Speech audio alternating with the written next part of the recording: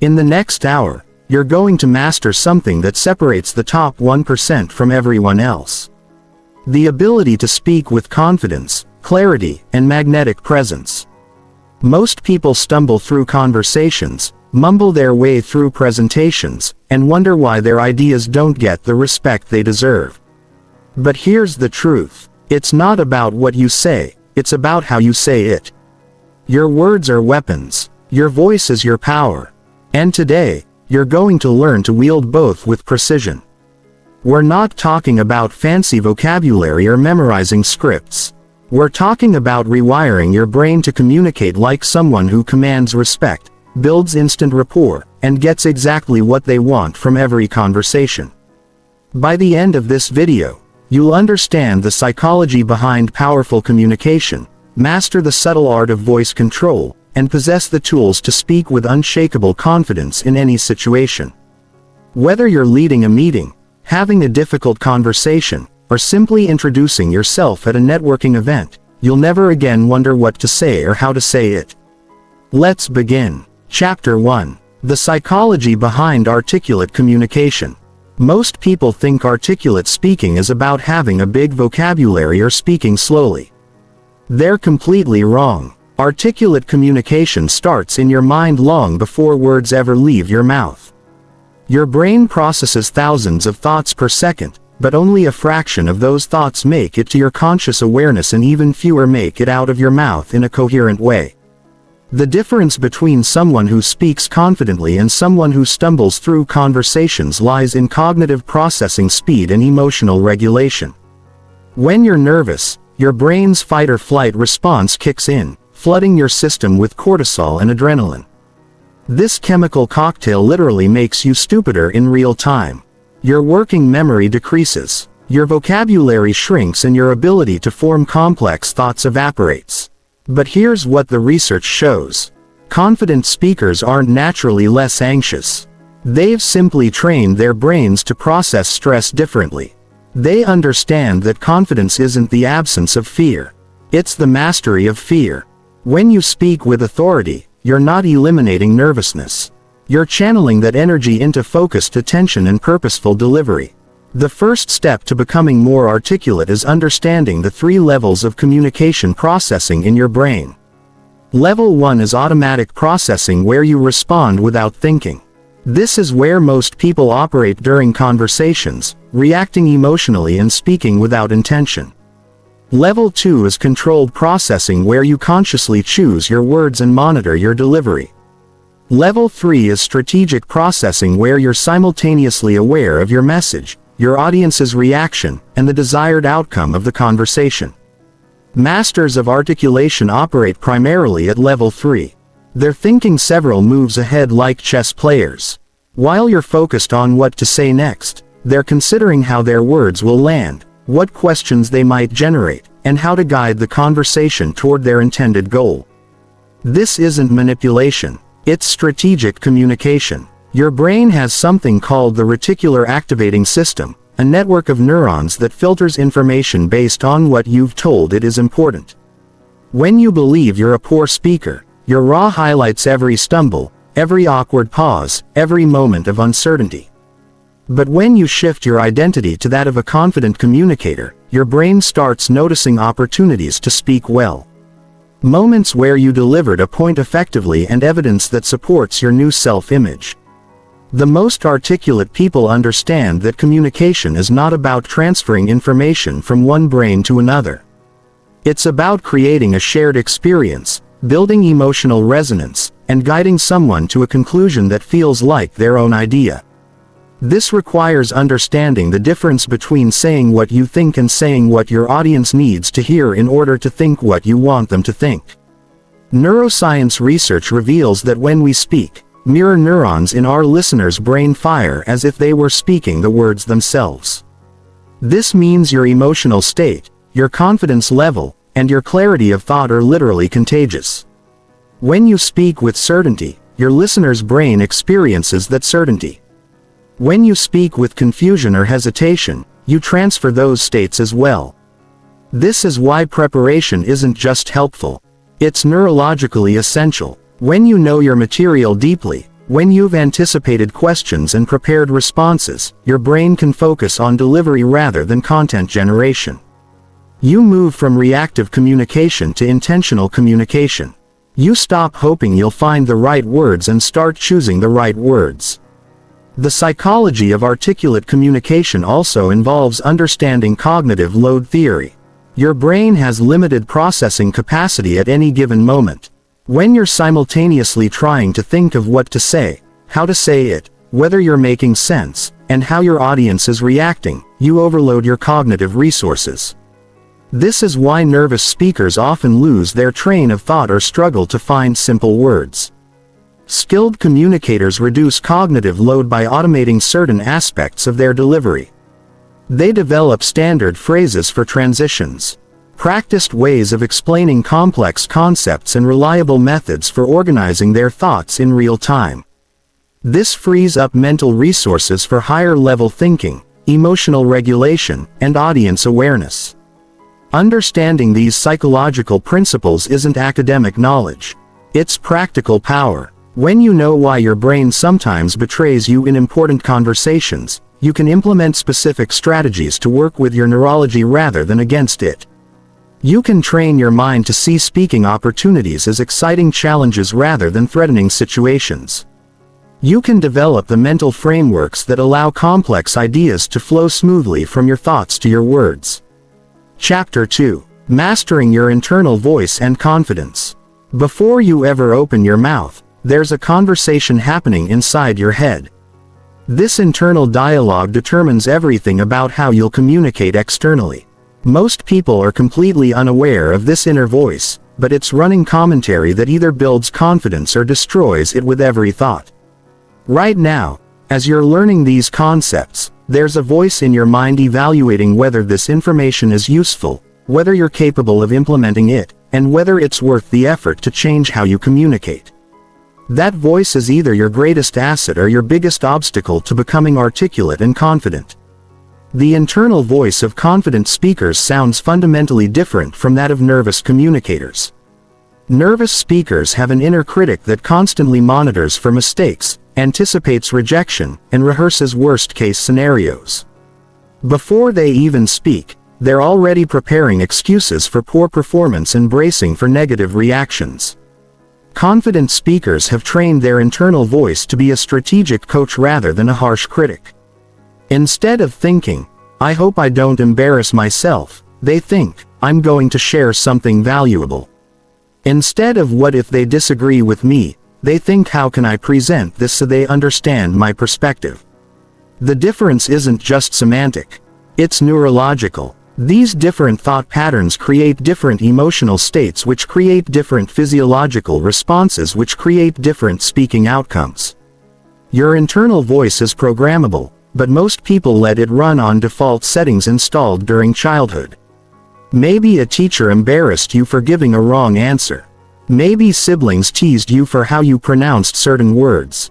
Maybe parents corrected your grammar in ways that made you feel stupid rather than educated. These experiences create neural pathways that automatically fire whenever you're about to speak in situations that matter. But here's the powerful truth. You can rewire these pathways at any age. Neuroplasticity research shows that your brain continues forming new connections throughout your entire life. Every time you consciously choose a different thought pattern, you strengthen new neural pathways and weaken old ones. Over time, confident self-talk becomes as automatic as nervous self-talk used to be. The process starts with awareness. For the next week, pay attention to your internal dialogue before and during conversations that matter to you.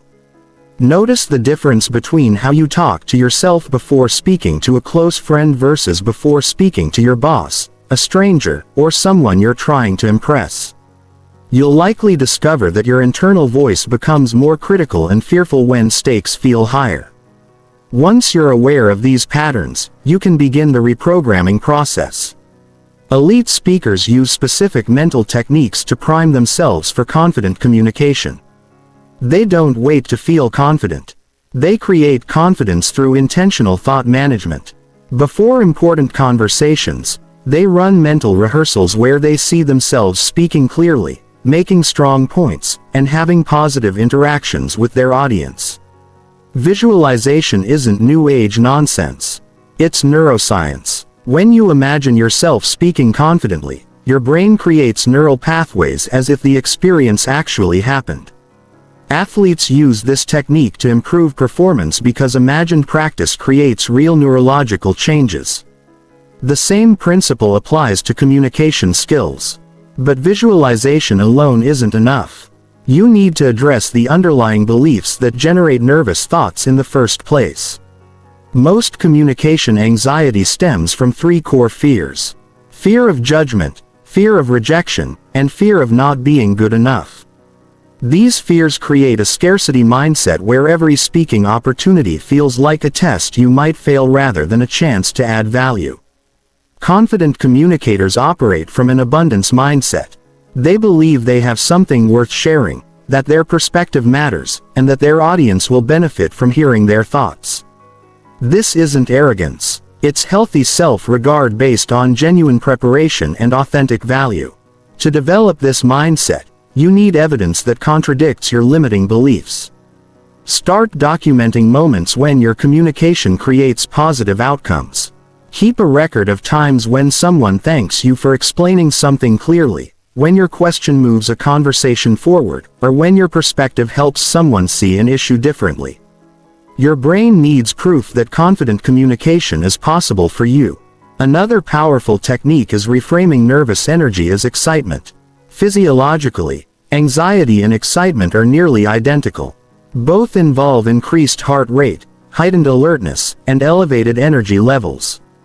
The only difference is your interpretation of these sensations. Instead of thinking, "I'm nervous," consciously choose to think, "I'm excited to share this idea." This simple cognitive reframe changes how your brain processes the physical sensations and actually improves your performance. The most advanced practitioners go even further. They use speaking opportunities as deliberately practice sessions for emotional regulation and mental discipline. They see every conversation as a chance to strengthen their confidence muscles regardless of the specific outcome. This approach transforms speaking from something that happens to you into something you actively use for personal development. Your internal voice also needs to develop realistic expectations about communication. Perfect speakers don't exist. Even the most articulate people occasionally stumble over words, lose their train of thought, or phrase things awkwardly. The difference is they don't catastrophize these normal human moments. They simply course correct and continue. Building genuine confidence requires accepting that imperfection is not only normal, but often makes you more relatable and trustworthy. When you stop trying to be perfect and start trying to be clear, helpful, and authentic, your communication naturally becomes more confident because you're no longer fighting against human nature. The internal voice that serves confident speakers is one that focuses on contribution rather than protection. Instead of asking, "How can I avoid looking stupid?" it asks, "How can I be useful?" instead of "What if they don't like what I say?" It asks, "How can I present this in a way that serves their interests?" This shift from self-protection to service changes everything about how you approach communication. Chapter 3. The Power of Nonverbal Communication. Your body speaks before you do. In fact, research suggests that up to 93% of communication effectiveness comes from nonverbal elements. Your posture, gestures, facial expressions, eye contact, and vocal qualities. This means you could have the most brilliant ideas in the world, but if your nonverbal communication contradicts your words, your message will fail. Most people focus entirely on what they're going to say while completely ignoring how they're going to say it. This is like buying a Ferrari and filling it with cheap gasoline. Your words are the content, but your nonverbal communication is the delivery system. A mediocre message delivered with confident body language will always outperform a brilliant message delivered with nervous energy.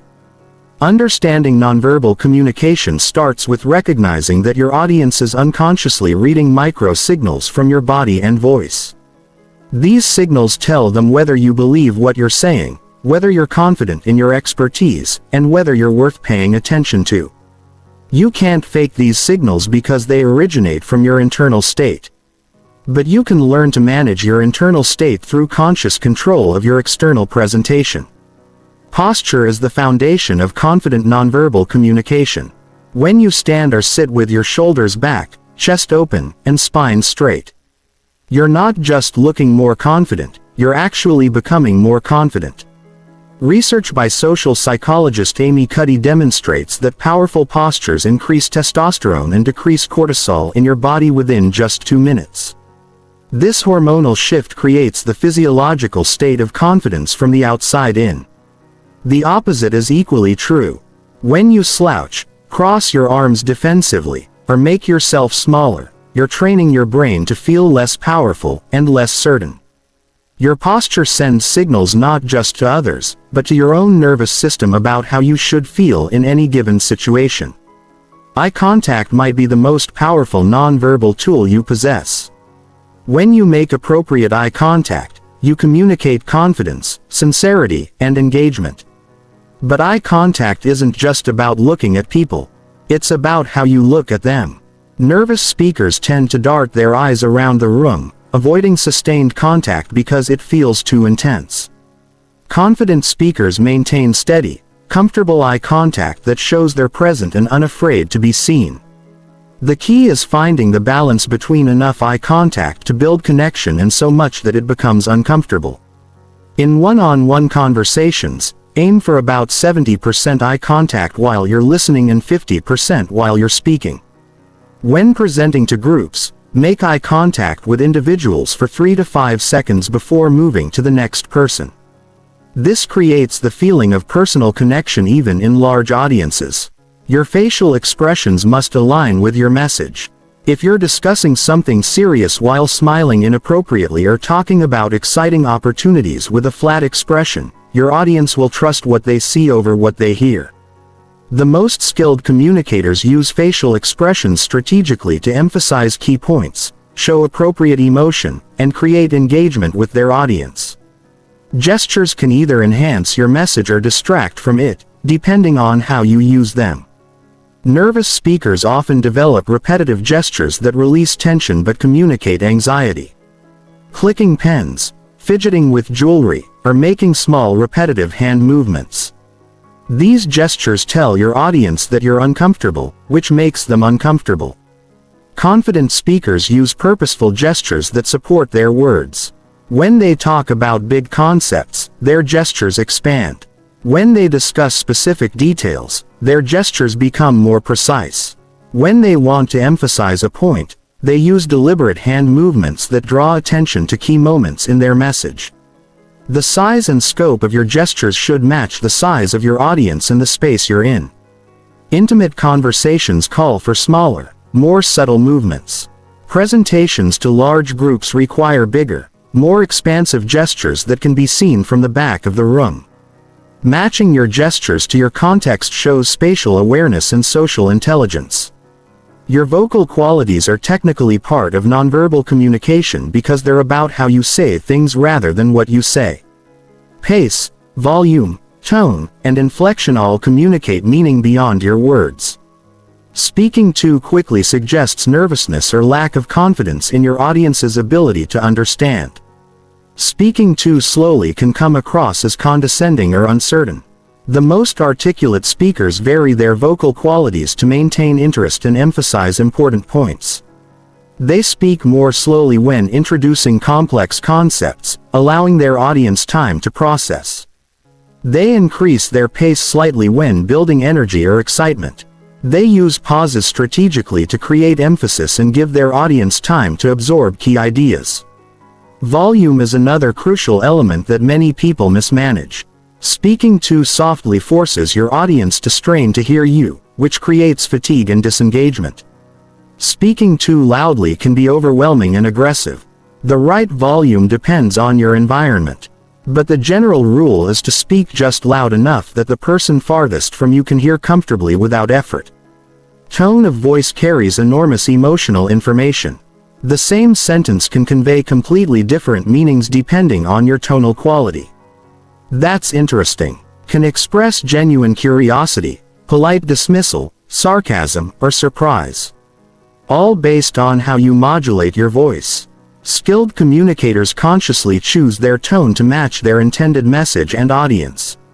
Your breathing patterns also communicate non-verbally. Shallow rapid breathing suggests anxiety and creates a thin weak vocal quality. Deep controlled breathing projects calm confidence and produces a fuller, more resonant voice. Before any important communication, take several deep breaths to center yourself and optimize your vocal production. The space you occupy and how you move through it sends powerful signals about your status and confidence level. Confident speakers claim appropriate space without being aggressive about it. They stand or sit in ways that make them visible and accessible. They move with purpose rather than nervous energy. They respect others' space while not shrinking their own presence. Understanding proxemics. The use of space in communication helps you navigate different cultural and contextual expectations. Some situations call for more formal distance, others for closer, more intimate positioning. Reading the room and adjusting your spatial behavior accordingly shows social intelligence and respect for your audience. Chapter 4. Advanced Vocabulary and Word Choice. Mastery. The words you choose don't just convey information. They shape how people think about the information you're sharing. Every word carries denotative meaning, what it literally refers to, and connotative meaning, the emotions and associations it triggers. Mastering advanced vocabulary isn't about using big words to sound smart. It's about selecting precise words that create the exact mental and emotional response you want in your audience. Most people operate with a functional vocabulary of around 3,000 to 5,000 words. But the average educated adult recognizes between 20,000 and 35,000 words. This gap between recognition vocabulary and active vocabulary represents untapped communicative power. When you consciously expand your working vocabulary, you gain access to more nuanced, more persuasive, and more memorable ways of expressing your ideas. But vocabulary expansion must be strategic, not random. Learning obscure words that you'll never use doesn't improve your communication. It makes you sound pretentious and disconnected from your audience. The goal is to develop a rich vocabulary of useful, powerful words that help you express complex ideas with precision and impact. Start by identifying the contexts where you most need to communicate effectively. If you're in business, focus on expanding your vocabulary around leadership, strategy, problem solving, and relationship building. If you're in creative fields, develop richer ways to describe processes, aesthetics, and innovation. If you work in technical areas, master the ability to explain complex concepts in accessible language. The most powerful vocabulary development happens through exposure to excellent communicators in your field. Read speeches by leaders you admire. Listen to podcasts featuring articulate experts and study how skilled writers in your industry express complex ideas. Pay attention not just to what words they use, but how they combine words to create specific effects. Word choice becomes particularly crucial when you're dealing with sensitive or controversial topics. The same idea can be presented in language that creates defensiveness or language that builds understanding. Instead of saying "you're wrong about this," you might say "I see this differently" or "my experience has led me to a different conclusion." These alternatives express disagreement without triggering defensive reactions. Understanding connotation allows you to choose words that predispose your audience toward the response you want. Calling something a challenge instead of a problem frames it as something to be overcome rather than something to be avoided. Describing someone as detail-oriented instead of picky emphasizes positive aspects of careful attention. These aren't manipulative word games. They're strategic choices that help your audience focus on the aspects of reality that serve your mutual goals. Precision in vocabulary also involves eliminating words that weaken your message. Filler words like like you know and sort of don't just make you sound uncertain. They train your brain to think imprecisely. When you habitually use vague language, you develop vague thinking patterns. When you commit to precise language, you develop clearer thought processes. Replace weak qualifiers with strong assertions when appropriate. Instead of "I think maybe we should consider possibly trying this approach," say "I recommend we implement this strategy." Instead of "It seems like this might be a good idea," say "This solution addresses our core challenges." The difference isn't just stylistic, it's substantive. Clear language reflects clear thinking and inspires confidence in your judgment. Advanced word choice also involves understanding register, the level of formality appropriate to different contexts. The same idea might be expressed one way in a casual conversation, another way in a business meeting, and a third way in a formal presentation. Skilled communicators automatically adjust their vocabulary to match their environment and audience without losing their authentic voice. Metaphors and analogies are advanced vocabulary tools that help make complex or abstract ideas concrete and relatable. When you can compare something unfamiliar to something your audience already understands, you dramatically increase comprehension and retention. The best metaphors don't just clarify. They illuminate new aspects of the concept you're explaining. For example, instead of saying, "Our team lacks coordination," you might say, "We're like an orchestra where everyone is playing their part perfectly, but no one is following the conductor." This metaphor doesn't just describe the problem. It suggests the solution: better leadership and communication rather than individual skill development. Technical vocabulary serves a different function. In expert conversations, precise technical terms allow for efficient, accurate communication among people who share specialized knowledge. But the same technical language can exclude and confuse audiences who don't share that background. Skillful communicators code switch between technical precision and accessible explanation depending on their audience. The rhythm and flow of your word choices matter as much as their meaning. Varying your sentence length and structure keeps your audience engaged and helps emphasize important points. Short sentences create impact and clarity. Longer, more complex sentences allow you to explore nuanced ideas and show the relationships between different concepts. Master communicators use both, choosing their sentence structure as deliberately as they choose their individual words. Power words are vocabulary choices that create strong emotional responses and mental images. Words like transform, breakthrough, revolutionary, and unprecedented carry more energy than neutral alternatives like change, improvement, new, and different. But power words lose their impact when overused. So deploy them strategically for maximum effect. Building advanced vocabulary is an ongoing process that requires deliberate practice. Keep a vocabulary journal where you record new words you encounter along with their meanings and example sentences. Set a goal of incorporating one new word into your conversation each day until it becomes natural. Read material that challenges your current vocabulary level, looking up unfamiliar words and studying how they're used in context. Chapter 5. Voice Control and Speaking Rhythm. Your voice is an instrument. And like any instrument, it can be tuned, trained, and mastered to produce exactly the sound you want.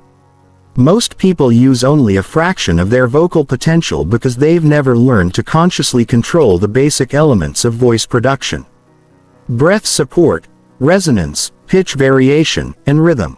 Professional speakers, singers, and actors spend years developing vocal control because they understand that how you sound is inseparable from how your message is received.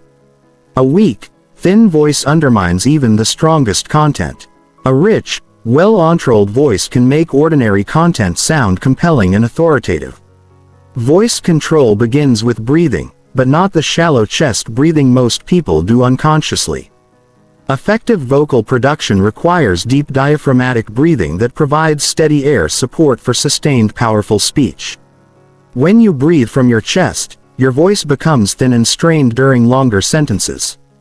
When you breathe from your diaphragm, you maintain vocal strength and clarity regardless of how much you're speaking. Practice diaphragmatic breathing by placing one hand on your chest and one hand on your stomach.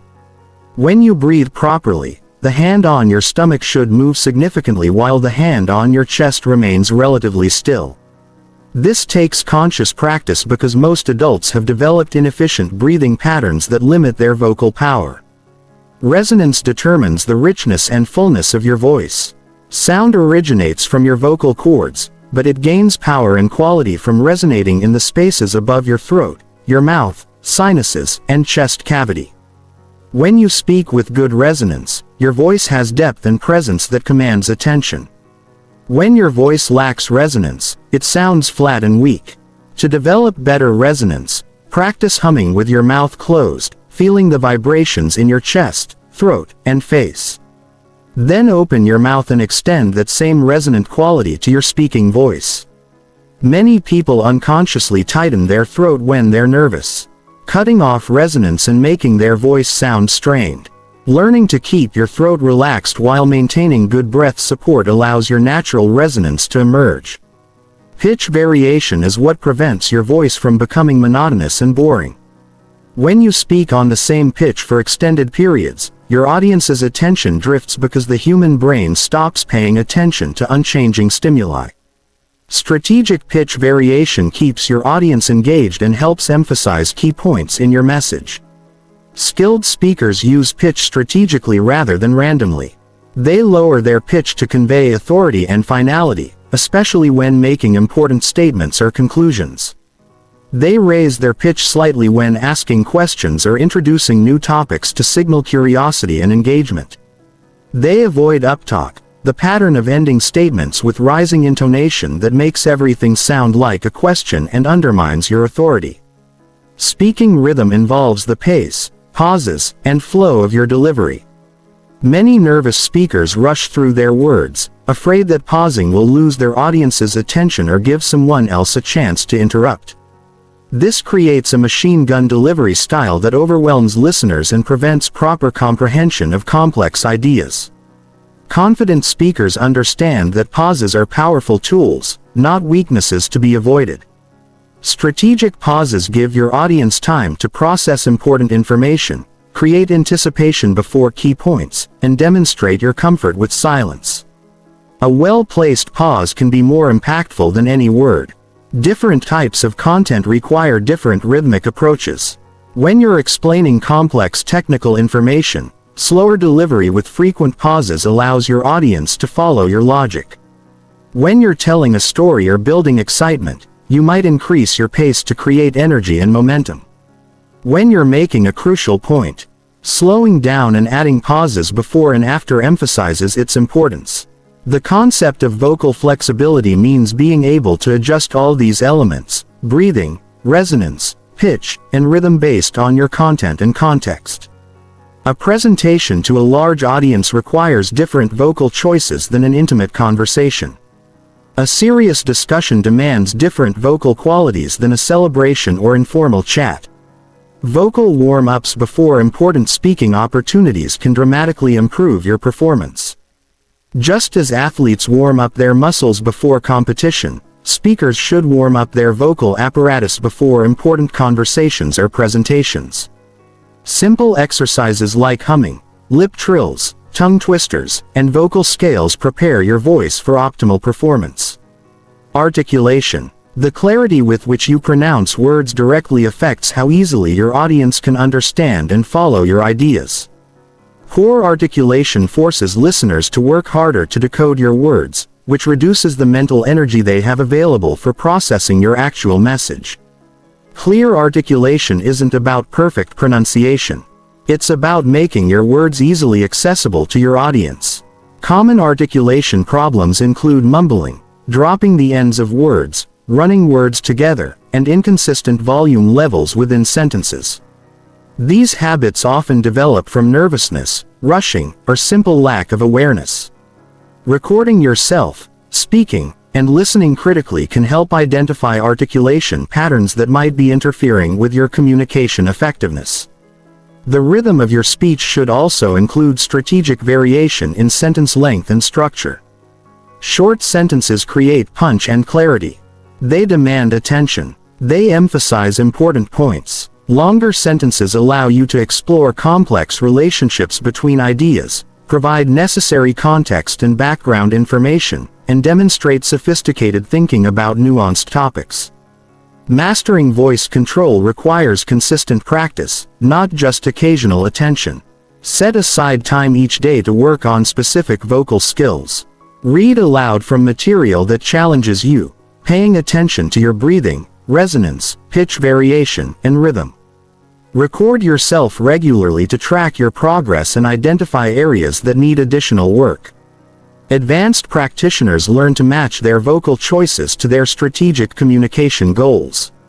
When they want to build trust and intimacy, they might speak more slowly with lower pitch and softer volume. When they want to energize and motivate, they might increase pace and volume, while using more dramatic pitch variation. When they want to convey expertise and authority, they might slow down, lower their pitch, and use more deliberate pauses. Chapter 6. Active listening is a speaking tool. Most people think speaking and listening are opposite activities. But master communicators understand that listening is actually the most powerful speaking tool you possess. When you listen with genuine skill and intention, you gather the information you need to craft responses that land with maximum impact. You discover what your audience cares about, how they process information, and what emotional state they're in. This intelligence allows you to speak in ways that connect, persuade, and influence far more effectively than any prepared script ever could. Active listening isn't passive absorption of sound waves. It's an intense cognitive activity that requires focus, discipline, and strategic thinking.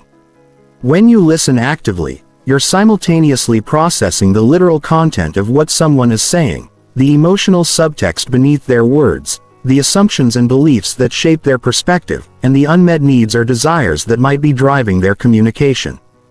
The first level of active listening involves hearing the actual words being spoken and understanding their literal meaning. Most people operate exclusively at this level, which explains why so many conversations feel unsatisfying and unproductive. They respond to the surface content without recognizing the deeper layers of communication happening simultaneously. The second level involves listening for emotional content. Every statement carries emotional information about how the speaker feels about the topic, about themselves, and about their relationship with you.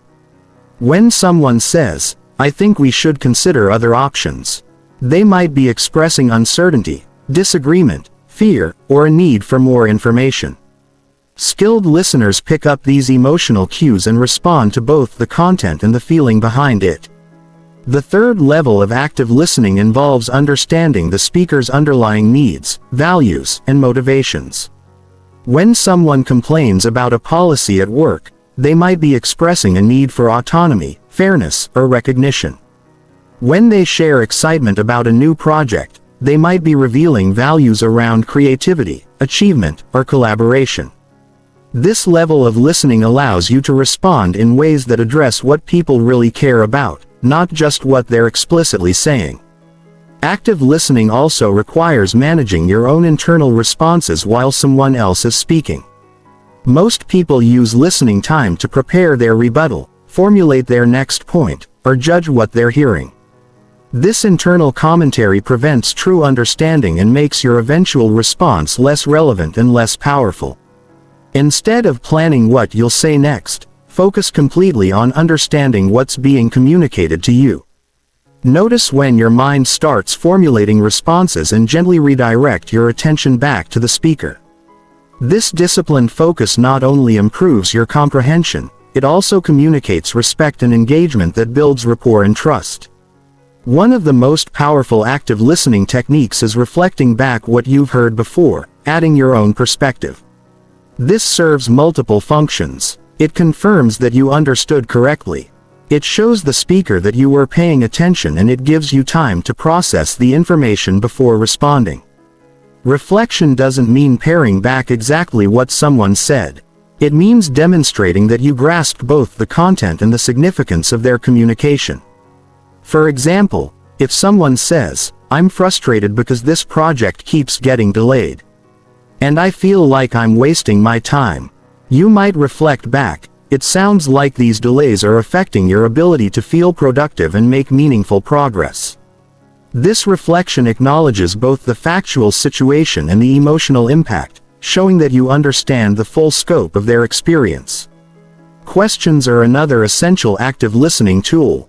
But most people ask terrible questions that shut down rather than open up communication. Closed questions that can be answered with yes or no, provide minimal information, and don't encourage elaboration. Leading questions that push people toward answers you want to hear are manipulative and obvious. Effective questions are open-ended, curious, and designed to help people think more deeply about their own experiences and perspectives. Instead of asking, "Don't you think we should try a different approach?" ask, "What factors do you think we should consider when evaluating our current approach?" Instead of, "Are you happy with how this turned out?"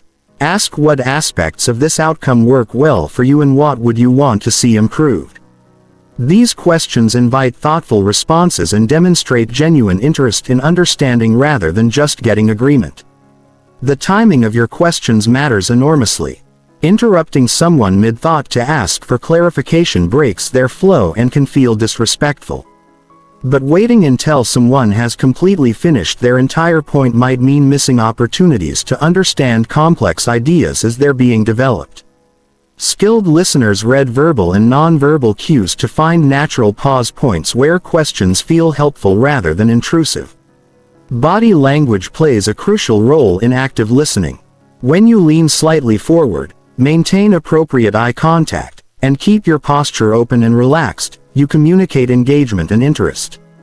When you cross your arms, look away frequently, or lean back, you signal disinterest or disagreement, which can cause speakers to become defensive or shut down. Your facial expressions while listening send powerful messages about how you're receiving information.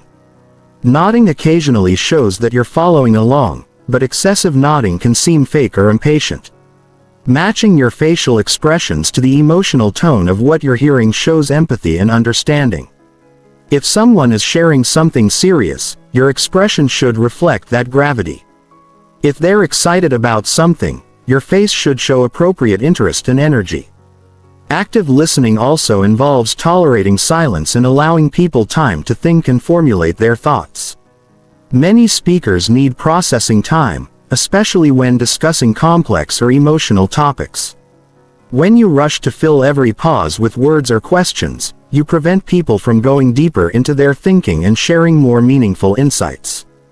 The most advanced, active listeners learn to hear what's not being said as clearly as what is being said. They notice topics that seem to be avoided, emotions that appear to be suppressed, and assumptions that remain unstated. This skill allows them to ask questions that help speakers explore areas they might not have considered or felt comfortable addressing initially. Understanding different communication styles helps you adapt your listening approach to different people. Some speakers process out loud, thinking through problems verbally and arriving at conclusions through conversation. Others prefer to think internally before speaking and share more polished, complete thoughts. Some people communicate very directly while others hint at their meaning and expect you to read between the lines. Recognizing these different styles helps you listen more effectively and respond more appropriately. Active listening is particularly powerful in conflict situations because it helps de-escalate emotional tension while gathering the information you need to find solutions. When people feel heard and understood, they're more likely to listen to your perspective in return. When they feel dismissed or misunderstood, they become more entrenched in their positions and less open to alternative viewpoints. The goal of active listening isn't agreement, it's understanding. You can deeply understand someone's perspective without sharing it, and that understanding gives you tremendous power to craft responses that acknowledge their reality while introducing your own ideas in ways they can hear and consider. Practicing active listening requires conscious effort and regular feedback. Record conversations when possible and analyze how well you listened versus how much you talked. Ask people you trust to give you honest feedback about your listening skills. Notice patterns in how people respond to you and whether they seem to feel heard and understood after conversations. Chapter 7. Handling difficult conversations and conflicts. Difficult conversations are inevitable in life, but most people handle them so poorly that they create more problems than they solve. They either avoid these conversations entirely, allowing issues to fester and relationships to deteriorate, or they approach them with so much emotional reactivity that they escalate conflicts instead of resolving them. Mastering difficult conversations is one of the most valuable communication skills you can develop because it allows you to address problems directly, maintain important relationships, and create positive outcomes from challenging situations.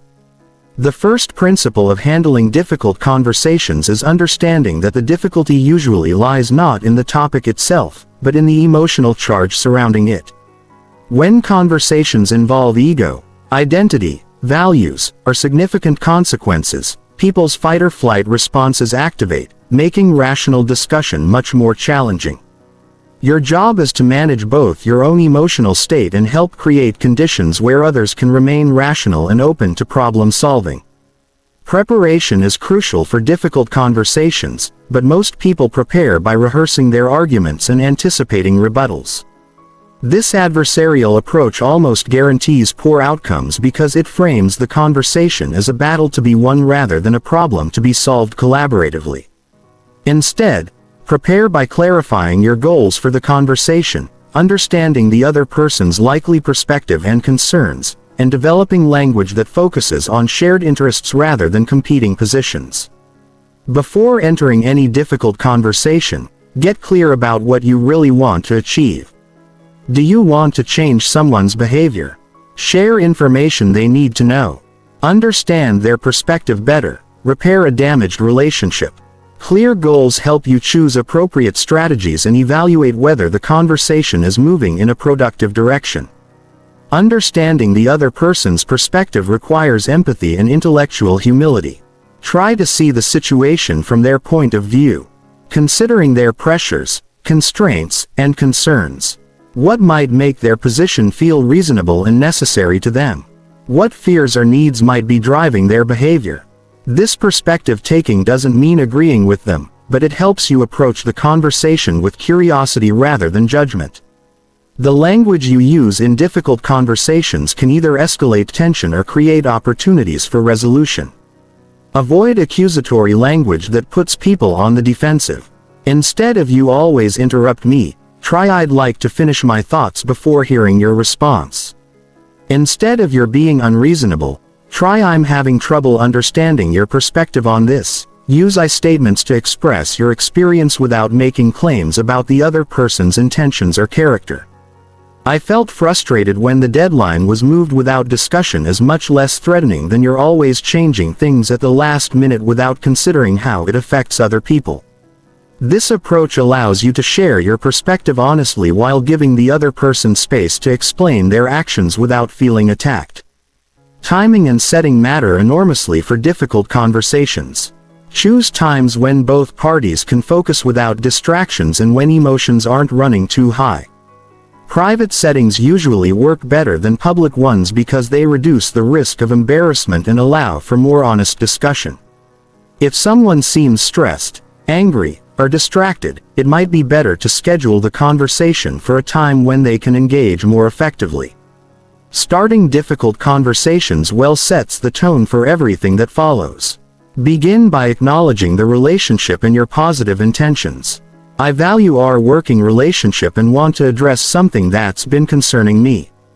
Signals that you're approaching the conversation constructively rather than destructively. "I'm bringing this up because I care about our team's success." Frames the discussion around shared goals rather than personal grievances. Managing your own emotional state during difficult conversations requires preparation and practice. When people say things that trigger anger, defensiveness, or hurt feelings, your physiological responses can hijack your ability to think clearly and respond strategically. Develop techniques for staying calm under pressure, deep breathing, taking brief pauses to collect your thoughts, and reminding yourself of your goals for the conversation. If you feel yourself becoming too emotional to continue productively, it's better to take a break than to say something you'll regret. "I want to give this conversation the attention it deserves," and I need a few minutes to collect my thoughts is much better than pushing through. When you're not in a state to communicate effectively, listen for the underlying needs and concerns beneath people's positions and demands. When someone insists on a specific solution, ask what problem they're trying to solve or what outcome they're hoping to achieve. Often there are multiple ways to meet those underlying needs, even when the specific demands seem unreasonable or impossible. For example, if someone demands that all meetings be shorter, they might be expressing needs for efficiency, respect for their time, or better work-life balance. If you can address those underlying needs through different solutions, you might find approaches that work better for everyone involved. De-escalation techniques become crucial when conversations heat up despite your best efforts. Lower your voice rather than raising it. Slow down your speech and use calming body language. Acknowledge the other person's emotions without necessarily agreeing with their interpretation of events. I can see that this situation is really important to you. Validates their feelings without endorsing their version of what happened. Sometimes difficult conversations require multiple sessions. Not every issue can be resolved in one discussion, especially when emotions are high or when complex problems require creative solutions. Ending one conversation well and scheduling follow-up discussions can be more productive than trying to force resolution when people aren't ready. Know when to involve others in difficult conversations. Sometimes a neutral third party can help facilitate discussions when direct communication isn't working. Sometimes you need input from someone with more authority or expertise. Sometimes the conversation needs to include additional stakeholders who are affected by the issue. Recognizing when you need help isn't a sign of failure. It's strategic thinking. The goal of most difficult conversations should be mutual understanding and collaborative problem solving rather than winning or being right. Even when you can't reach agreement, you can often reach understanding, which preserves relationships and keeps doors open for future solutions. Sometimes the best outcome is agreeing to disagree while maintaining respect and professionalism. Practice difficult conversations in low-stakes situations so you're better prepared when high-stakes situations arise. The skills you develop in everyday disagreements and minor conflicts will serve you well when you need to handle major issues or relationship problems. View every challenging conversation as an opportunity to develop your skills rather than just an obstacle to overcome. Chapter 8. Building Rap and Charisma Through Communication. Charisma isn't a mysterious quality that some people are born with and others lack forever. It's a set of learnable communication skills that create connection, influence, and magnetic presence. When you understand the specific behaviors that generate charismatic responses in others, you can develop these abilities through deliberate practice and conscious application. At its core, charisma is about making other people feel important, understood, and energized when they interact with you. Charismatic communicators have mastered the art of directing their attention so completely toward others that those people feel like they're the most interesting person in the room. This isn't fake flattery or manipulation. It's genuine curiosity and engagement that creates powerful emotional connections. The foundation of charismatic communication is presence. Your ability to be fully focused on the person or people you're interacting with in our distracted world. True presence has become rare and therefore extremely powerful. When someone feels that you're completely focused on them without mental drift or competing priorities, they experience something most people rarely give or receive. Developing presence requires training your attention like a muscle. During conversations, notice when your mind wanders to other topics, future tasks, or judgments about what you're hearing. Gently redirect your focus back to the person in front of you. This mental discipline becomes easier with practice and dramatically improves the quality of your interactions. Charismatic communicators also master the art of making others feel heard and understood. They ask questions that show genuine interest in people's experiences, thoughts, and feelings.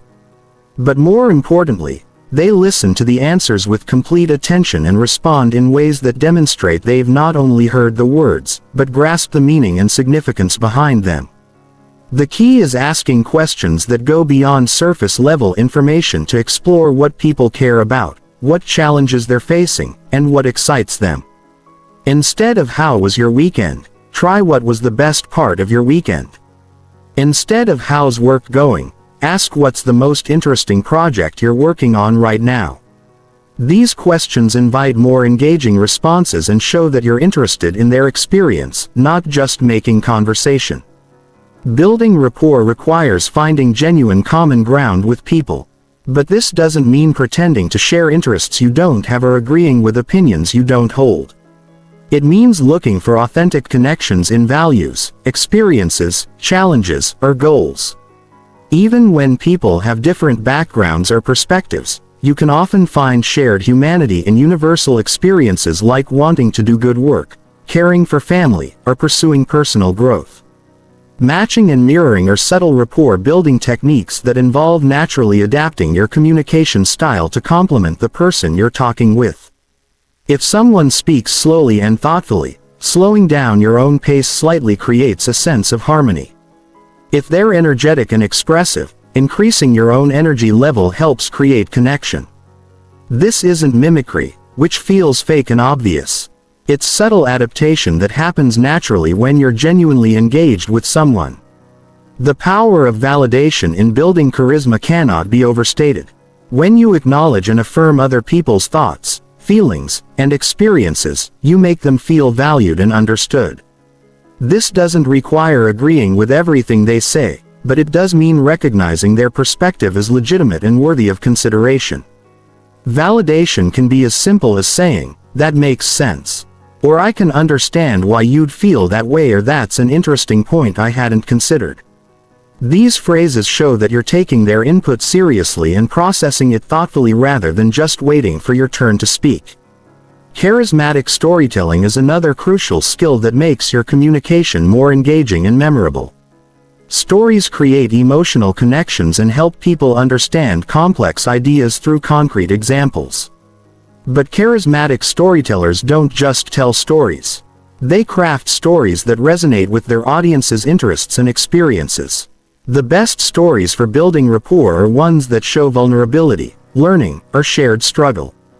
When you share a story about a mistake you made and what you learned from it, you show humility and humanity that others can relate to.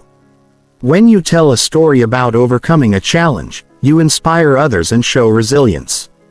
When you share something that connects to the other person's experience, you demonstrate understanding and empathy.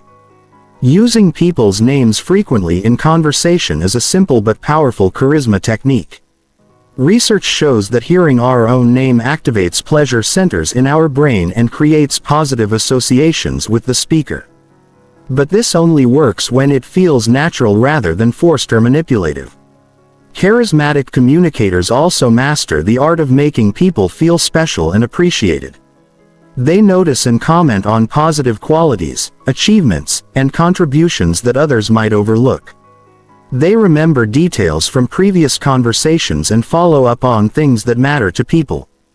They express genuine gratitude and appreciation for both big and small gestures. The key to authentic appreciation is being specific rather than generic. Instead of "Great job," try "I really appreciated how thoughtfully you handled that difficult question from the client. Your response showed you were really listening to their concerns." Specific appreciation feels more genuine and shows that you're paying attention to people's actual contributions. Energy management is crucial for charismatic communication. Charismatic people don't have unlimited energy, but they're strategic about how they use the energy they have. They bring their best energy to interactions that matter most, and they know how to recharge so they can show up fully when needed. This might mean taking a few minutes before an important meeting to center yourself and get into a positive, engaged state. It might mean limiting draining interactions when possible so you have energy for relationships and conversations that matter most. It definitely means taking care of your physical and emotional well-being so you have the capacity to focus on others rather than being absorbed in your own stress or fatigue. Humor, when used skillfully, is a powerful charisma tool because it creates positive emotions and shared experiences. But charismatic humor is never at someone else's expense.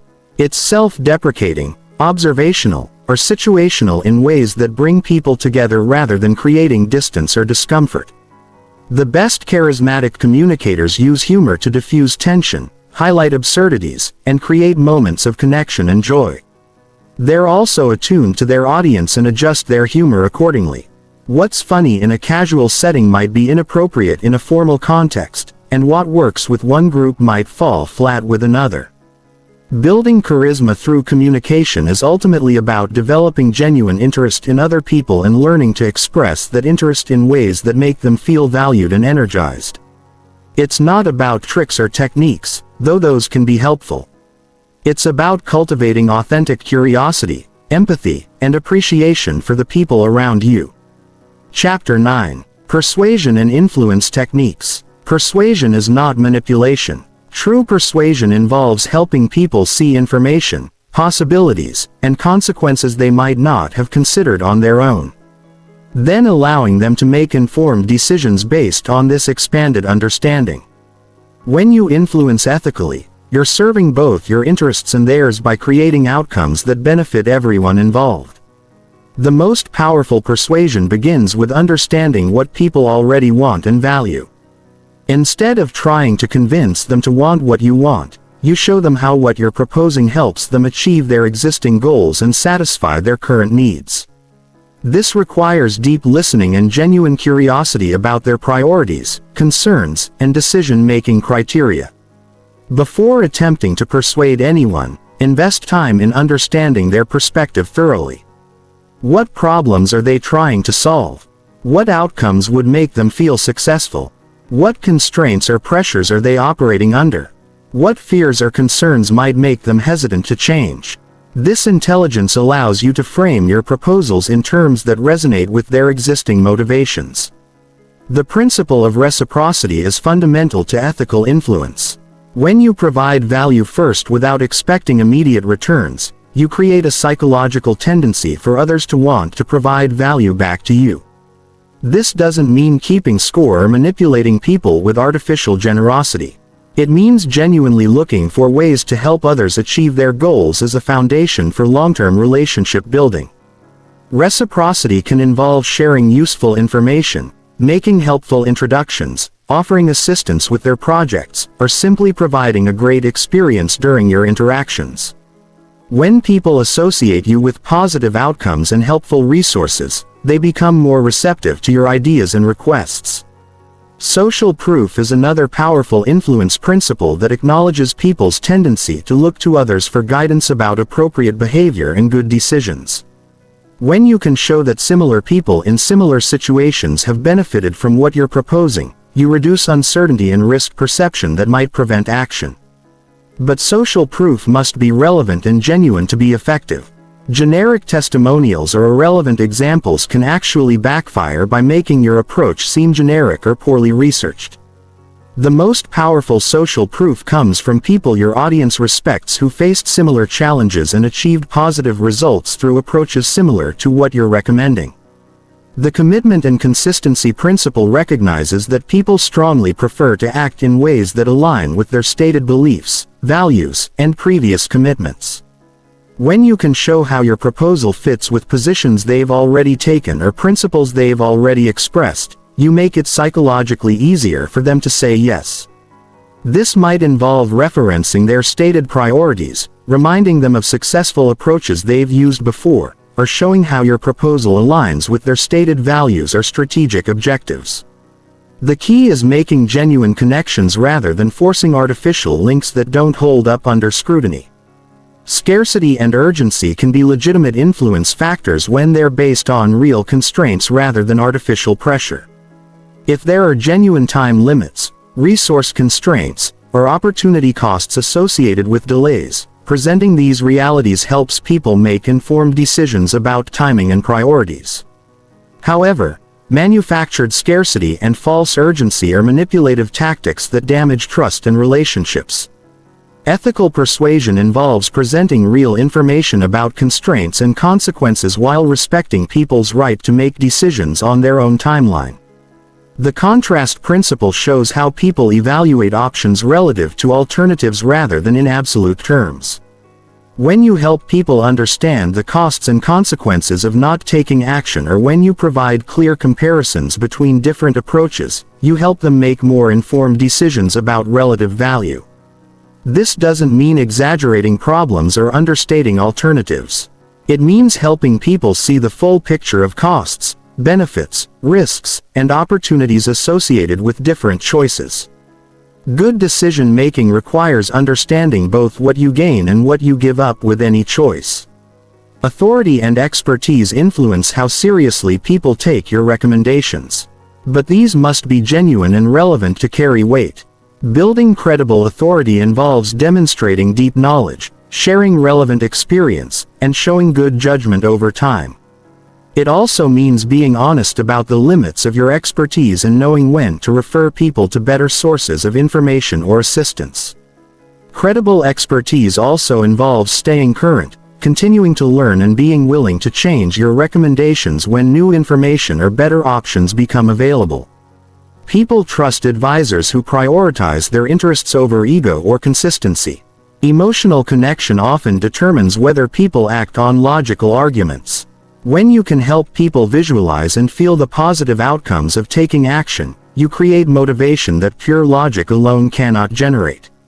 This involves painting vivid pictures of success, helping people imagine how their lives or work will improve, and connecting your proposals to outcomes they care deeply about. But emotional appeals must be grounded in reality to maintain trust and credibility. False promises and unrealistic expectations create short-term compliance but long-term disappointment and relationship damage. The foot in the door technique recognizes that people who agree to small requests become more likely to agree to larger requests later.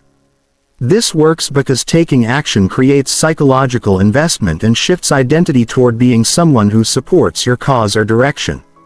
Starting with easy, low-risk commitments allows people to experience positive outcomes before being asked for larger investments. Timing plays a crucial role in successful persuasion. People are more open to new ideas and change when they're dissatisfied with current results, facing new challenges, or experiencing transitions that create natural openness to different approaches. Presenting ideas when people are ready to hear them is much more effective than pushing when resistance is high. This requires patience and strategic thinking about when and how to introduce ideas.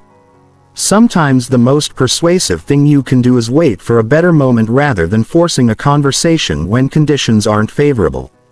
The most sustainable influence comes from helping people feel ownership over the ideas and solutions you're proposing. When you involve people in developing recommendations, ask for their input on implementation and incorporate their feedback into your proposals. They become co-creators rather than passive recipients of your ideas. This collaborative approach takes more time and effort than simply presenting finished solutions, but it creates much stronger buy-in and commitment to follow through. People support what they help create. Chapter 10. Speaking Under Pressure and Managing Anxiety. Speaking under pressure reveals the difference between good communicators and great ones. When stakes are high, emotions are intense, and everyone's attention is focused on you, your true communication skills emerge. Most people crumble under pressure because they've never learned to manage the psychological and physiological responses that high-stakes situations create. But pressure can actually improve your performance when you understand how to work with your nervous system rather than against it. The first step to speaking well under pressure is reframing stress as energy rather than as a threat. The physical sensations of nervousness, increased heart rate, heightened awareness, and elevated energy levels are nearly identical to the sensations of excitement and peak performance. Your brain's interpretation of these sensations determines whether they help or hurt your performance. Instead of thinking, "I'm so nervous. I'm going to mess this up," consciously choose to think, "I'm energized and ready to do my best work." This simple cognitive reframe changes how your brain processes the physical sensations and can actually improve your focus and delivery rather than undermining them. Understanding the physiology of pressure responses helps you develop specific strategies for managing them. When you perceive threat or high stakes, your sympathetic nervous system activates, releasing stress hormones that prepare your body for fight or flight. This response can be useful for physical emergencies, but it interferes with the calm, focused thinking required for effective communication. Controlled breathing is the most direct way to shift from sympathetic to parasympathetic nervous system dominance. When you breathe slowly and deeply, especially emphasizing longer exhales than inhales, you send signals to your brain that there's no immediate threat and that calm, rational thinking is appropriate. Practice the 478 breathing technique. Inhale for 4 counts. Hold for 7 counts. Exhale for 8 counts. Repeat this pattern 4 times before any high-pressure speaking situation. This technique quickly shifts your nervous system toward calm alertness rather than anxious reactivity. Preparation is your most powerful tool for managing speaking anxiety. But it must be the right kind of preparation. Many people prepare by memorizing scripts word for word, which actually increases anxiety because it makes them dependent on perfect recall under pressure. Instead, prepare by deeply understanding your key points and developing flexible ways to express them. Know your content so well that you can explain it conversationally rather than reciting it formally. Practice speaking about your topics in different ways using different examples and analogies so you're not dependent on a single predetermined sequence of words. This flexibility gives you confidence that you can communicate effectively even if your mind goes blank or you lose your planned approach. Visualization is a proven technique for improving performance under pressure. Professional athletes use mental rehearsal to prepare for competition, and the same principles apply to communication. Spend time imagining yourself speaking confidently and effectively in the specific high-pressure situation you're preparing for. Make your visualization as detailed and realistic as possible. See yourself walking into the room with confidence, making eye contact with your audience, delivering your key points clearly, and handling questions with poise.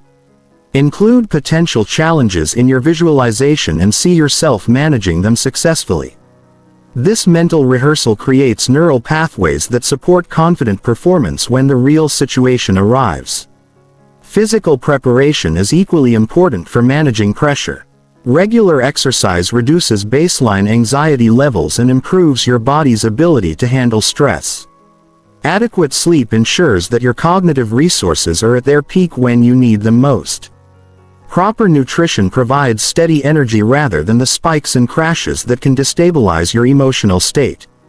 On the day of important speaking situations, avoid excessive caffeine, which can amplify anxiety symptoms. Eat a light meal that provides steady energy without making you feel heavy or sluggish. Arrive early enough to familiarize yourself with the environment and settle in without feeling rushed.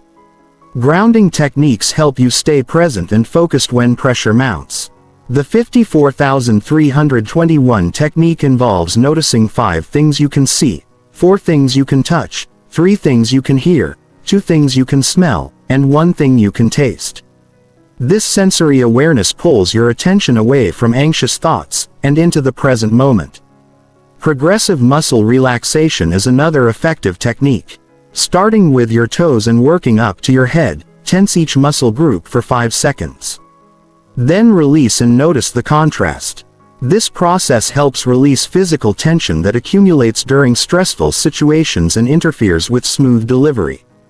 Reframing your relationship with mistakes is crucial for speaking well under pressure.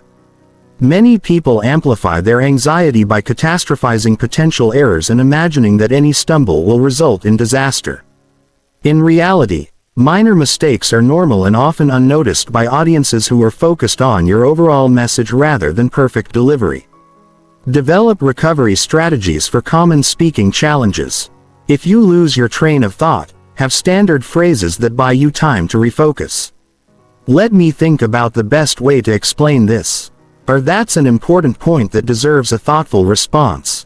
If you misspeak, simply correct yourself briefly and continue without drawing excessive attention to the error. Building pressure tolerance requires gradual exposure to increasingly challenging speaking situations. Start with low-stakes opportunities where you can practice managing nervousness without serious consequences.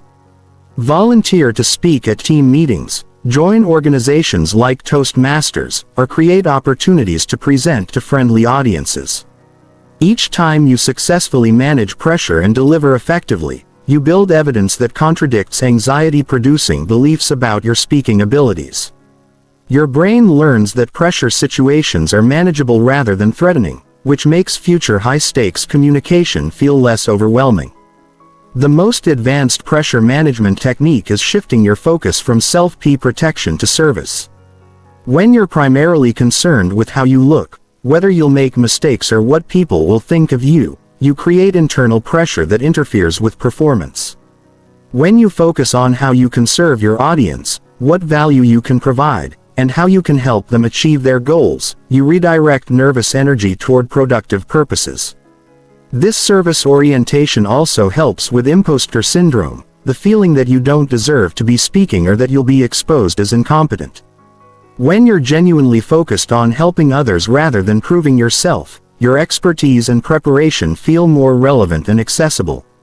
Recovery planning involves preparing for worst-case scenarios so they feel manageable rather than catastrophic. What will you do if technology fails? If you're asked a question you can't answer, or if you completely lose your train of thought?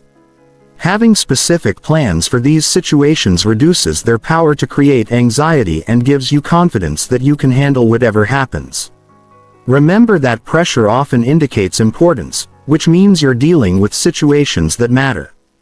Instead of wishing pressure would disappear, learn to see it as a signal that you're operating at a level where your communication skills can make a real difference. This reframe transforms pressure from an enemy to be avoided into a challenge to be mastered. Chapter 11. Mastering Public Speaking and Presentations. Public speaking is where all your communication skills converge into a single high-impact performance. Whether you're presenting to 5 colleagues or 500 strangers, the fundamentals remain the same. Clear thinking, confident delivery, and genuine connection with your audience. But public speaking amplifies everything. Your strengths become more powerful and your weaknesses become more obvious. This is why mastering presentations isn't just about speaking skills. It's about becoming a more confident, articulate person overall. The biggest mistake most people make in public speaking is focusing on themselves instead of their audience. They worry about how they look, whether they'll make mistakes, and what people will think of them. This self-focus creates anxiety and makes their delivery feel awkward and disconnected. Great speakers flip this entirely. They focus completely on serving their audience, sharing valuable information, and creating a positive experience for everyone in the room. Before you even begin preparing your content, you need to understand your audience deeply. What do they already know about your topic? What do they need to know? What are their concerns, interests, and goals? What would make this presentation genuinely valuable for them? When you can answer these questions clearly, you can craft a presentation that feels relevant and useful rather than generic and forgettable. Your presentation structure should follow a clear, logical progression that makes it easy for your audience to follow your thinking. Start with a compelling opening that grabs attention and establishes why your topic matters. Then preview what you're going to cover so people know what to expect. Develop your main points with evidence, examples, and stories that make abstract concepts concrete and memorable. End with a strong conclusion that reinforces your key messages and gives people clear next steps. The opening of your presentation is crucial because it sets the tone for everything that follows. Avoid weak openings like "Good morning, my name is," or "Thank you for having me here today." These phrases waste precious attention and make you sound like everyone else. Instead, start with something that immediately engages your audience. A surprising statistic, a thought-provoking question, a relevant story, or a bold statement that makes people want to hear more. For example, instead of "Today, I'm going to talk about leadership," you might start with, "In the next 20 minutes, you're going to learn the 3 communication techniques that separate extraordinary leaders from everyone else." By the time we're finished, you'll have specific tools you can use immediately to increase your influence and impact in any situation. Your main content should be organized around 3 to 5 key points maximum. The human brain can only process so much information at once, and trying to cover too much ground dilutes the impact of everything you say. Choose your most important points and develop them thoroughly rather than skimming the surface of many different ideas. Each main point should follow a consistent structure. Make the point clearly. Provide evidence or reasoning to support it. Give a concrete example that illustrates it in action and explain why it matters to your audience. This pattern helps people understand and remember your ideas while keeping your presentation organized and logical. Stories are your most powerful tool for making presentations memorable and persuasive. Facts and statistics inform the mind, but stories move emotions and create lasting impact. The best presentation stories are specific, relevant to your key points, and show rather than tell your main messages. Personal stories can be particularly effective because they show vulnerability and humanity that audiences connect with. When telling stories in presentations, keep them concise and focused. Include sensory details that help people visualize the scene. But avoid unnecessary tangents that distract from your main point. Practice your stories out loud until they flow smoothly and feel natural rather than rehearsed. Visual aids should support your presentation, not replace it. Too many speakers create slides packed with text and then read them word for word. This approach bores audiences and makes the speaker seem unnecessary. Instead, use visuals to illustrate concepts. Provide evidence and create emotional impact. Keep text minimal. Use high-quality images and design slides that enhance rather than compete with your spoken words. The key to powerful delivery is conversational confidence. You want to sound like you're having an important conversation with friends rather than delivering a formal speech. This means varying your pace using natural gestures, making eye contact with individuals throughout the audience, and speaking with the same energy and authenticity you'd use in a one-on-one discussion about something you care about. Eye contact in public speaking requires a different approach than in personal conversations. Instead of trying to look at everyone at once, which creates a weird scanning effect, focus on one person for a complete thought or sentence. Then move to another person in a different section of the room. This creates the feeling of personal connection even in large groups. Managing nervousness in public speaking starts with redefining what nervousness means.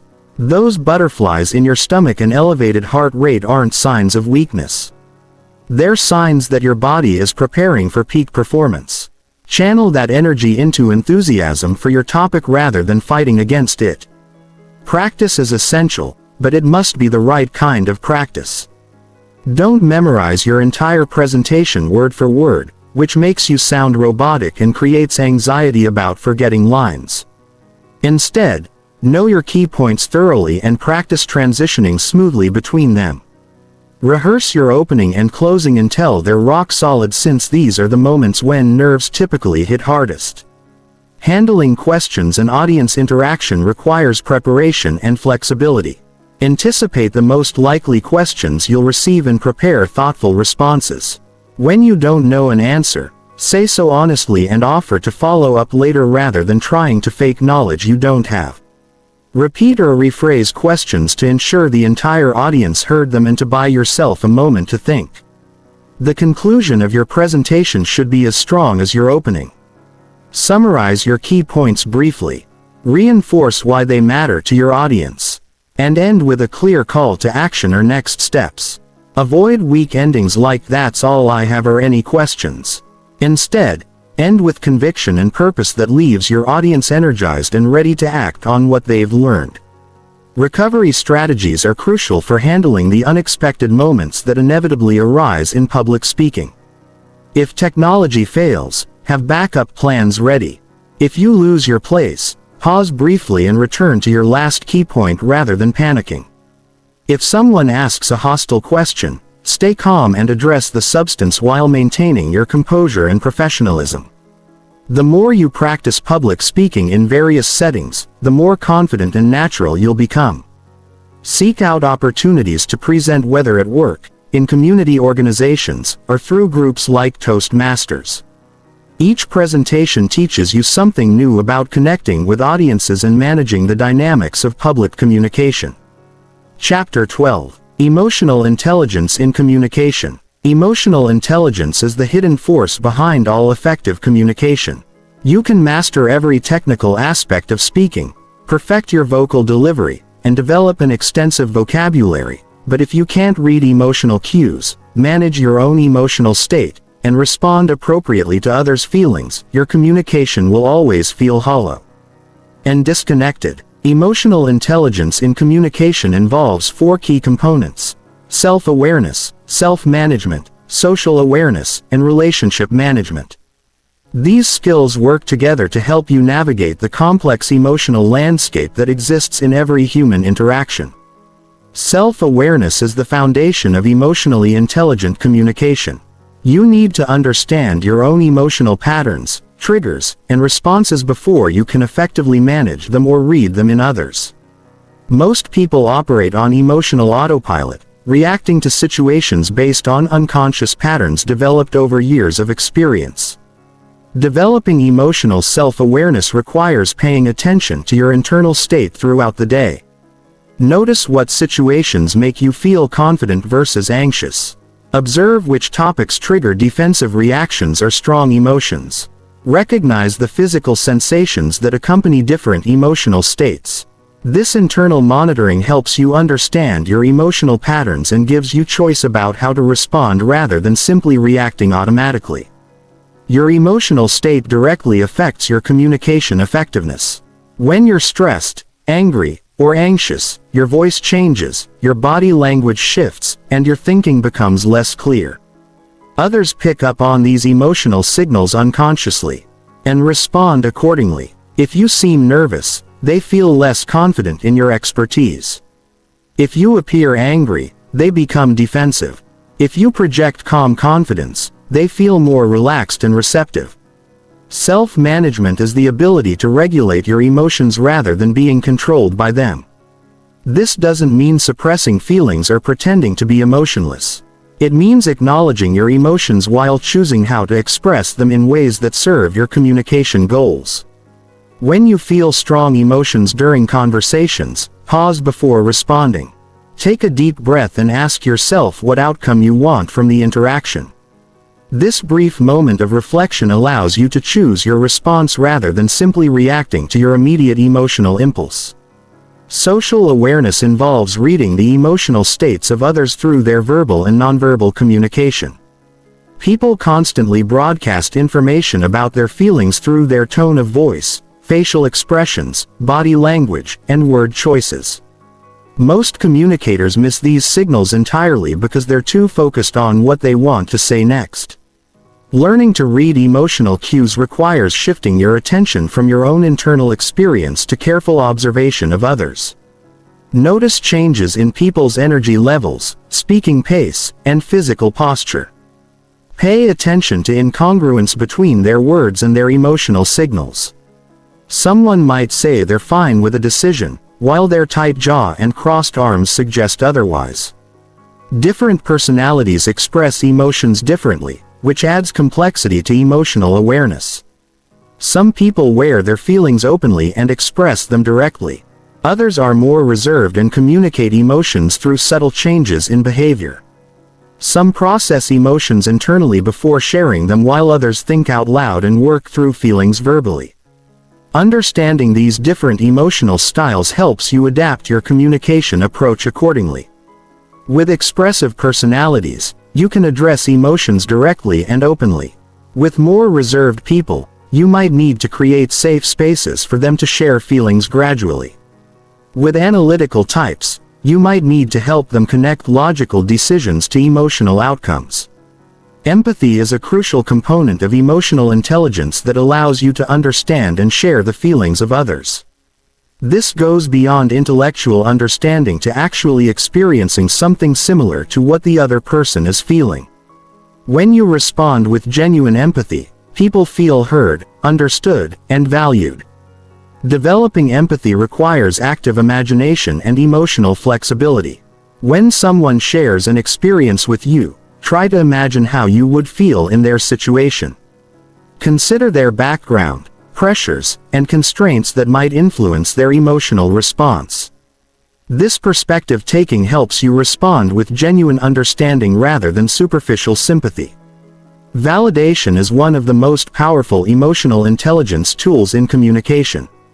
When you acknowledge and accept someone's emotional experience without necessarily agreeing with their interpretation or conclusions, you create psychological safety that enables deeper, more honest conversation. Validation might sound like, "I can see why that situation would be frustrating." Or "It makes sense that you'd feel uncertain about such a big decision."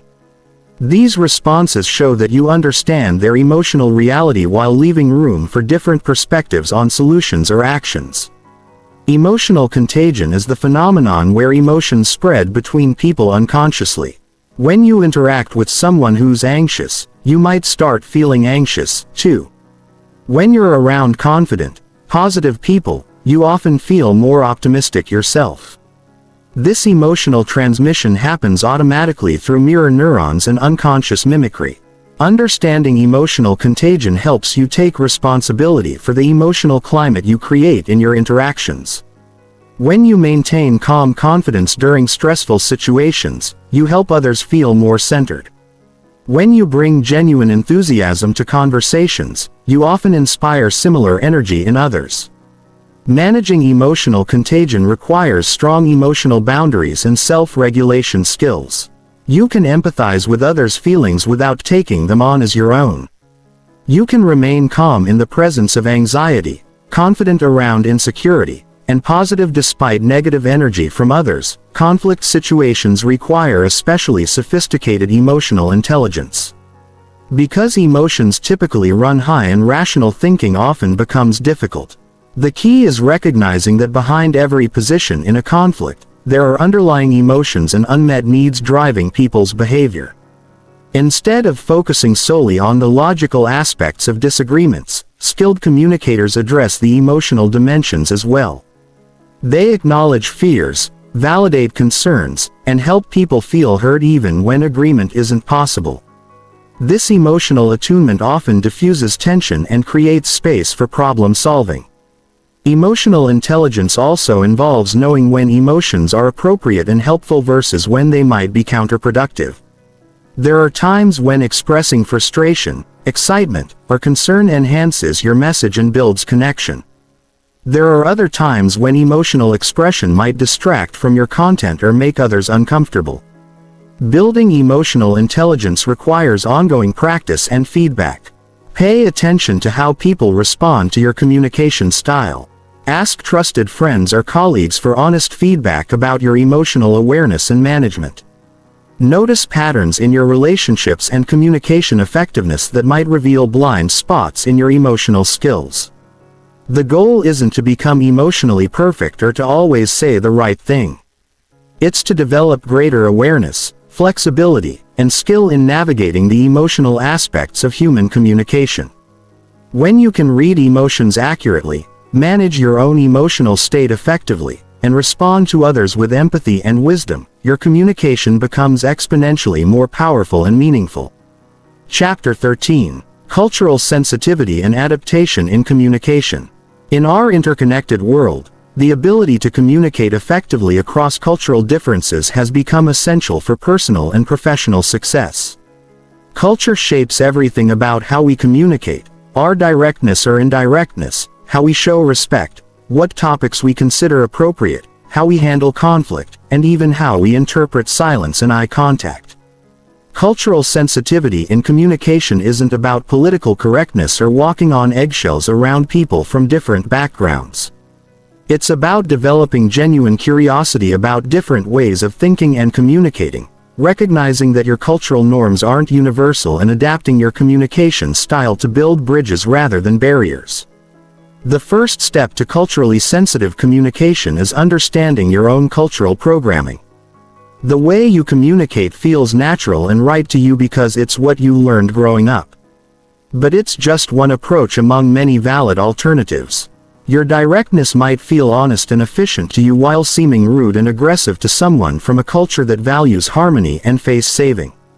High-context cultures communicate much of their meaning through implication, nonverbal cues, and shared understanding rather than explicit words.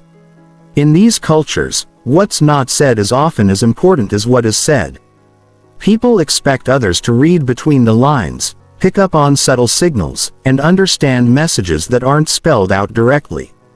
Low-context cultures, by contrast, rely heavily on explicit verbal communication. They value clarity, directness, and detailed explanations. What you say is what you mean. And ambiguity is seen as poor communication rather than diplomatic subtlety. Understanding whether you're communicating with someone from a high-context or low-context background helps you adjust your style accordingly. With high-context communicators, you might need to pay more attention to nonverbal cues, be more diplomatic in your language, and allow time for indirect approaches to sensitive topics. With low-context communicators, you can be more direct and explicit without worrying about causing offense. Power distance refers to how cultures handle hierarchy and authority. In high-power distance cultures, there are clear expectations about how people at different levels should communicate with each other. Challenging authority directly, interrupting senior people, or speaking out of turn might be seen as disrespectful regardless of your intentions. In low-power distance cultures, hierarchy is less rigid and people are expected to speak up, share ideas, and challenge decisions regardless of their position. What feels like healthy debate and engagement in one culture might feel like insubordination in another. When communicating across power distance differences, pay attention to formal versus informal language, titles, and honorifics, and who speaks when in group settings. Adjust your approach to match the cultural expectations of the situation rather than imposing your own cultural norms. Individualistic cultures emphasize personal achievement, self-reliance, and direct personal responsibility. Communication in these cultures often focuses on individual contributions, personal goals, and direct accountability. People are expected to advocate for themselves and their ideas. Collectivistic cultures prioritize group harmony, consensus, and collective responsibility. Communication emphasizes team success, group decisions, and maintaining relationships. People might be reluctant to stand out individually or to express disagreement that could disrupt group cohesion. These differences affect everything from how decisions are made to how feedback is given. In individualistic cultures, direct personal feedback might be appreciated as helpful for improvement. In collectivistic cultures, the same feedback might be seen as face-threatening and damaging to relationships. Uncertainty avoidance describes how comfortable cultures are with ambiguity and unclear situations. High uncertainty avoidance cultures prefer detailed plans, clear rules, and predictable outcomes. Communication in these cultures often involves thorough preparation, comprehensive documentation, and careful risk analysis. Low uncertainty avoidance cultures are more comfortable with ambiguity and flexible approaches. They might prefer general frameworks rather than detailed plans and be more willing to adapt as situations develop. These differences affect meeting styles, decision-making processes, and project management approaches. Understanding your audience's uncertainty avoidance preferences helps you structure your communication to match their comfort levels with ambiguity and change. Non-verbal communication varies dramatically across cultures. Eye contact that shows confidence and sincerity in one culture might be seen as aggressive or disrespectful in another. Personal space preferences, appropriate touching, and gesture meanings all vary based on cultural background. Rather than trying to memorize all possible cultural differences, develop sensitivity to nonverbal cues and adjust based on how people respond to your behavior. If someone seems to step back when you move closer, respect their space preferences. If they avoid eye contact, don't force it by moving into their line of sight. Time orientation also differs significantly across cultures. Monochronic cultures view time linearly and emphasize punctuality, schedules, and sequential task completion.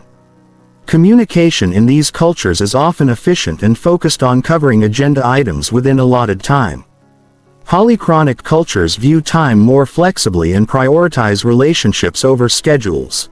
They might see rigid adherence to agendas as rude if it prevents important relationship building or cuts off meaningful discussion. Language differences add another layer of complexity to cross-cultural communication. Even when people share a common language, their fluency levels, cultural references, and communication styles might differ significantly.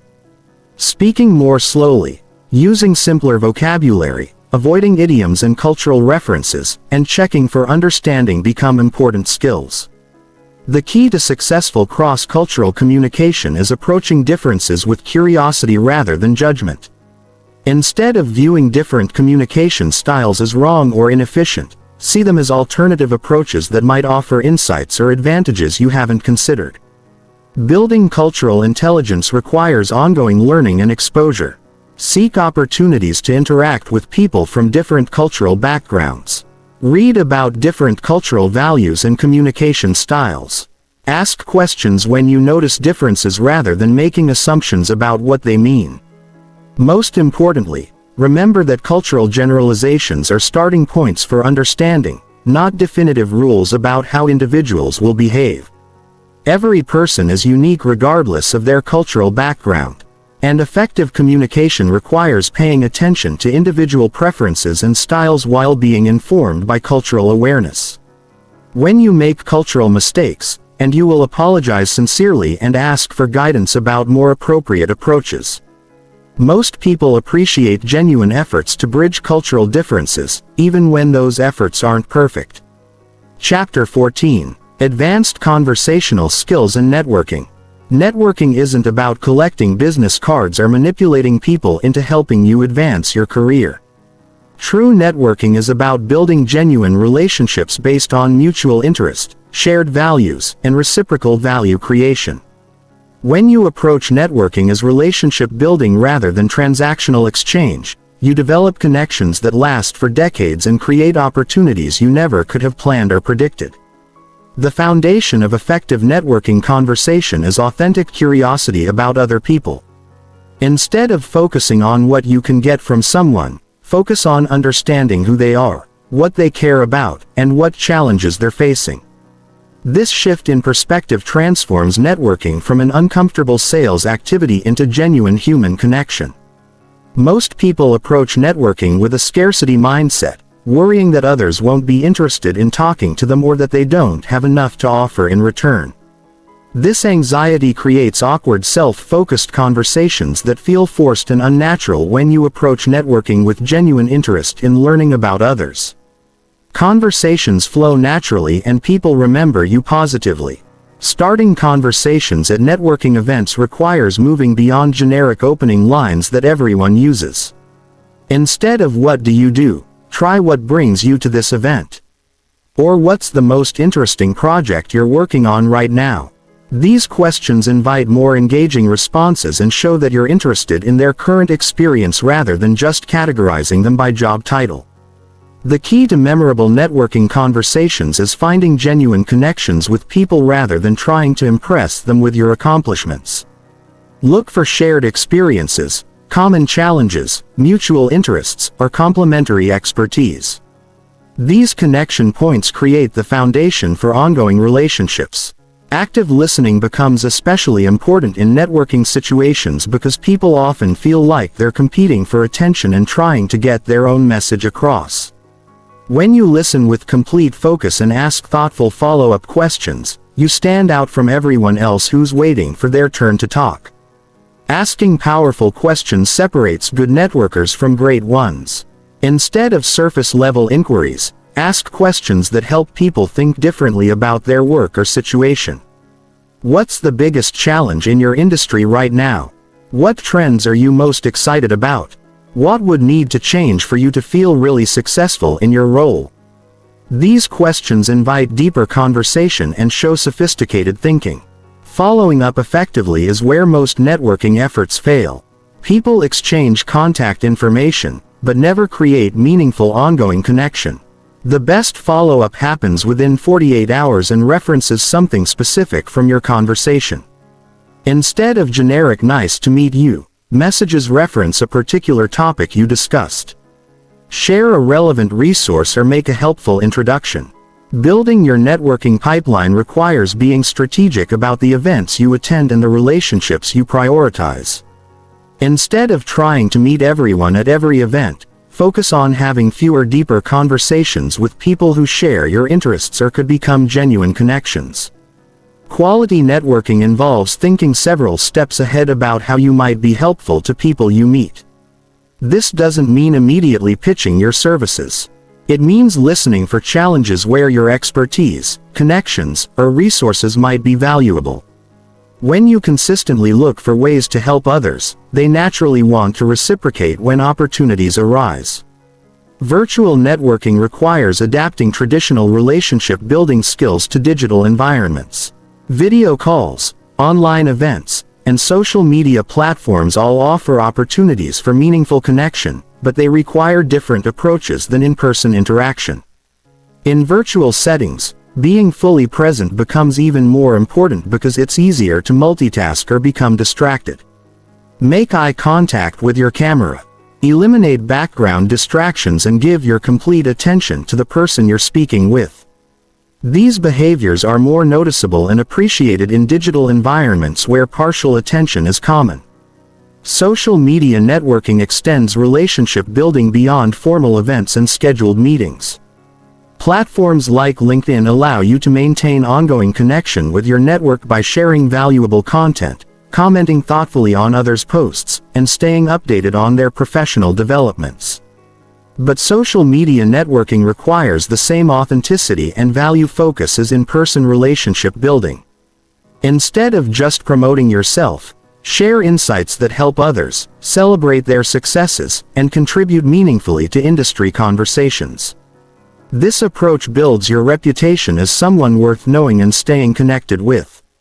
Personal branding supports networking by making it clear what value you bring and what kinds of opportunities interest you.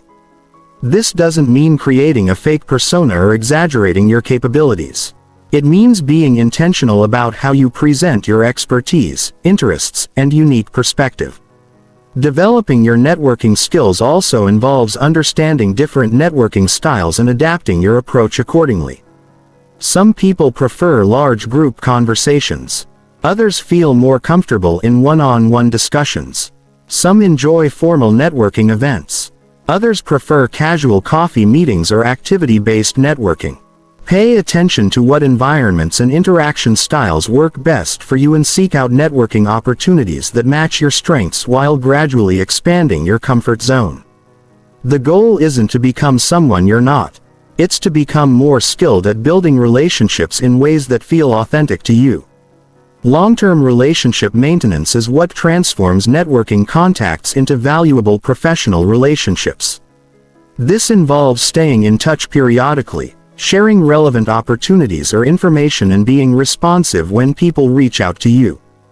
The best networkers think in terms of years and decades rather than immediate transactions. Remember that networking is ultimately about building a community of people who know and respect your work, understand your goals, and want to see you succeed. When you approach relationship building with this long-term perspective, individual conversations feel less pressured and more purposeful. Chapter 15. Creating your personal communication action plan. Everything you've learned about articulate communication and confident speaking means nothing unless you implement it consistently in your daily life. Knowledge without action is just entertainment.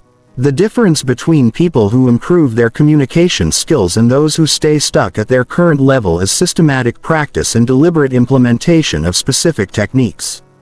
Your communication transformation starts with honest assessment of your current abilities and clear vision of where you want to be. Most people have never critically evaluated their communication strengths and weaknesses, so they continue repeating the same patterns while hoping for different results. Complete a thorough communication audit by recording yourself in various speaking situations over the next week. Include phone calls, meetings, presentations, and casual conversations. Listen to these recordings with fresh ears, and note patterns in your vocal delivery, word choice, organization of ideas, and overall effectiveness. Ask 3 people who know you well to give you honest feedback about your communication style. What do you do well? What could you improve? How do you come across to others? This external perspective often reveals blind spots that you can't see yourself. Based on your self-assessment and feedback, identify the 3 most important areas for improvement. Don't try to work on everything at once, which leads to overwhelm and inconsistent progress. Focus intensively on 3 specific skills until they become natural. Then add new areas of development. Your daily practice routine should include vocal exercises, vocabulary building, and conversation skills practice. Spend 10 minutes each morning doing vocal warm-ups that improve your breath support, resonance, and articulation. Read challenging material aloud to practice smooth delivery and clear pronunciation. Expand your vocabulary systematically by learning 1 new word each day and using it in conversation, but focus on useful words that enhance your ability to express complex ideas precisely rather than obscure words that make you sound pretentious. Practice conversational skills by setting specific goals for your interactions each day. Today you might focus on asking better questions. Tomorrow you might work on active listening. Next week you might practice managing difficult conversations with more skill and composure. Join speaking organizations like Toastmasters or similar groups where you can practice public speaking in a supportive environment.